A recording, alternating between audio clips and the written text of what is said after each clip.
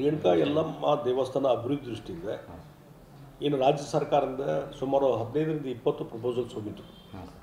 ಅದರಲ್ಲಿ ರೇಣುಕಾ ಯಲ್ಲಮ್ಮ ದೇವಸ್ಥಾನದ್ದು ಒಂದು ಪ್ರಪೋಸಲ್ ಇತ್ತು.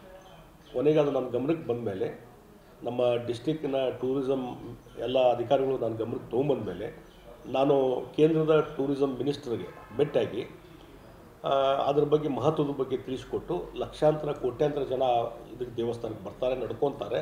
ಆ ಹಿನ್ನೆಲೆ ಅದನ್ನು ಡೆವಲಪ್ಮೆಂಟ್ ಮಾಡುವಂಥದ್ದು ಅವಶ್ಯಕತೆ ಇದೆ. ಅದಕ್ಕಾಗಿ ಬೇರೆ ಬೇರೆ ಪ್ರಪೋಸಲ್ಸ್ ಇರ್ಬೋದು, ಆದರೆ ಇದಕ್ಕೆ ಪ್ರಯಾರಿಟಿ ಕೊಟ್ಟು ಇದನ್ನು ಮಂಜೂರು ಮಾಡಲೇಬೇಕಂತ ನಾನು ಹಠ ಹಿಡಿದು ಮಾಡಿಸುವಂಥ ಕೆಲಸ ನಾನು ಮಾಡಿದೆ. ಹೀಗಾಗಿ ಕೇಂದ್ರ ಸರ್ಕಾರದಿಂದ ಇವತ್ತಿನ ನಾನು ಲೋಕಸಭಾ ಸದಸ್ಯನಾದ ಮೇಲೆ ಈ ಒಂದು ಪ್ರಪೋಸಲ್ಗೆ ಕೇಂದ್ರ ಸರ್ಕಾರ ಅಪ್ರೂವಲ್ ಕೊಟ್ಟರು. ಇಡೀ ರಾಜ್ಯದಲ್ಲಿ 15-20 ಹೋಗಿದ್ವು. ಅದರಲ್ಲಿ ಇದೊಂದು ಮತ್ತು ಬೆಂಗಳೂರಿನ ದೇವಿಕಾ ರಾಣಿ ಎಸ್ಟೇಟ್ ಅದು ಡೆವಲಪ್ಮೆಂಟ್ ಸಲುವಾಗಿ ಹಣ ಕೊಟ್ಟಿದ್ದು ಬಿಟ್ಟರೆ ಮತ್ತು ಬೇರೆ ಯಾವುದಕ್ಕೂ ಕೊಡಲಿಲ್ಲ.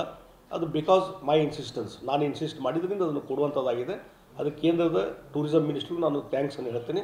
ಮತ್ತು ಅದು ಬಂದ ಮೇಲೆ ಈಗ ಅಮೌಂಟು ಜಮಾ ಆಗಿದೆ. ಅದಕ್ಕಿಂತ ಮುಂಚೆ ಸುರೇಶ್ ಅಂಗಡಿಯವರು MP ಇದ್ದಾಗ, ಮಂಗಳಾ ಅಂಗಡಿಯವರು MP ಇದ್ದಾಗ ಅವರು ಪ್ರಸಾದ ಅನ್ನುವಂಥ ಕೇಂದ್ರ ಸರ್ಕಾರದ ಯೋಜನೆಯಲ್ಲಿ 18 ಕೋಟಿ ಹಣ ಮಂಜೂರು ಮಾಡಿದರು. ಆ 18 ಕೋಟಿ ಈ 100 ಕೋಟಿ 118 ಕೋಟಿ ಸಂಪೂರ್ಣವಾಗಿ 100ಕ್ಕೆ 100ರಷ್ಟು ಕೇಂದ್ರ ಸರ್ಕಾರದಿಂದ ಬಂದಂಥ ಹಣ. ಇದನ್ನು ಈಗ ಖರ್ಚು ಮಾಡುವಂಥ ಜವಾಬ್ದಾರಿ ರಾಜ್ಯ ಸರ್ಕಾರಕ್ಕೆ. ಯಾವುದೇ ಕೇಂದ್ರದ ಯೋಜನೆ ಅದನ್ನು ಅನುಷ್ಠಾನ ಮಾಡುವಂಥ ಕೆಲಸ ಕೇಂದ್ರ ಸರ್ಕಾರದಿಂದ ರಾಜ್ಯ ಸರ್ಕಾರಕ್ಕೆ ಇದಾಗ್ತದೆ. ಈಗ H.K. ಪಾಟೀಲ್ ಟೂರಿಸಮ್ ಮಿನಿಸ್ಟರ್ ಇದ್ದಾರೆ.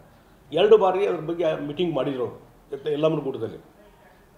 ನನಗೆ ಲಾಸ್ಟ್ ಮೂಮೆಂಟ್ಗೆ ಇನ್ನೊಂದು ಮೀಟಿಂಗ್ ನಾಳೆ ಇದೆ ಅಂದರೆ ಇವತ್ತು ಮಾಹಿತಿ ಕೊಡುವಂಥ ಕೆಲಸ ನಡೀತಾ ಇದೆ. ಅದಕ್ಕಾಗಿ ಇದನ್ನು ನಾನು ಹೇಳಿದೆ, ನಾನು ಒಬ್ಬ ಲೋಕಸಭಾ ಸದಸ್ಯನಾಗಿ ನನಗೂ ಹಲವಾರು ಸಲಹೆ ಸೂಚನೆ ಇರ್ತವೆ. ಡೆವಲಪ್ಮೆಂಟಿಗೆ ನಾನೂ ಇಂಟ್ರೆಸ್ಟ್ ಇದ್ದೇನೆ, ನನ್ನೂ ಇನ್ವಾಲ್ವ್ ಮಾಡ್ಕೊಳ್ರಿ ಅನ್ನುವಂಥದ್ದು ಮಾಹಿತಿಯನ್ನು ಅವ್ರು ಕೊಟ್ಟಿದ್ದೇನೆ. ಆದರೆ ಬೇರೆ ಬೇರೆ ಕಾರಣಗಳ ಸಲುವಾಗಿ, ರಾಜಕೀಯ ಕಾರಣ ಇರ್ಬೋದು, ಮತ್ತೊಂದು ಕಾರಣ ಸಲುವಾಗಿ ಇರ್ಬೋದು, ಇವತ್ತು ಲೋಕಸಭಾ ಸದಸ್ಯನ ಬಿಟ್ಟು ಮೀಟಿಂಗ್ ಮಾಡುವಂಥದ್ದು ಆಗಿದೆ. ಅದು ಮುಂದೆ ಆಗಬಾರ್ದು ಅನ್ನುವಂಥದ್ದು ಈಗಾಗಲೇ ನಾನು ಪತ್ರನೂ ಬರ್ತೀನಿ H.K. ಪಾಟೀಲ್ರಿಗೆ. ಮತ್ತು ಕೊನೆಗೆ 1 ವಾರ ಮುಂಚೆ ನೀವು ತಿಳಿಸಿದರೆ ನಾನು ಬೇರೆ ಪ್ರೋಗ್ರಾಮ್ ಅಡ್ಜಸ್ಟ್ ಮಾಡಿ ನಾನು ಮೀಟಿಂಗು ಅಟೆಂಡ್ ಮಾಡ್ತೇನೆ ಅನ್ನೋಂಥ ಮಾಹಿತಿಯನ್ನು ಕೊಟ್ಟಿದ್ದೀನಿ. ಬಹುಶಃ ಬರುವಂಥ ದಿವಸದಲ್ಲಿ ಇದು ಕರೆಕ್ಷನ್ ಆಗ್ಬೋದು ಅಂತ ನಾನು ತಿಳ್ಕೊಂಡಿದ್ದೀನಿ.